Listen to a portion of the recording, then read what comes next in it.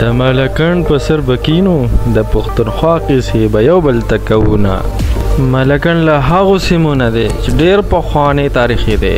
پخوا خلک په دې باندې پیدل لا بیا روډ اوس ډېر پراخه روډ جوړ شوی دی، سم موټروی دی. او ملکن سورنګ چې پکې دی نو اوس دلته خلک ښه باقاعده سیل راځي او مازدیګري کې اکثر ډېر خلک راځي او خاص کر د جمعې ورځ چې وي او مازدیګری وي، ځکه چې ډېر خلک چې وي هغوی چټي وي په دې ورځ باندې او مازدیګری هغه انجویمنټ دپاره مازدیګری خپل په دې ملکن سر کې تېروي.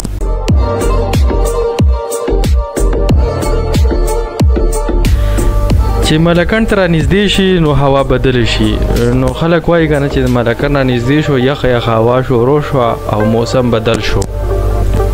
ملکن غرونه د خپل لوړو او ښکلو څوکو، شنو درو او صافو چینو له کبله ډېر زیات مشهور دي.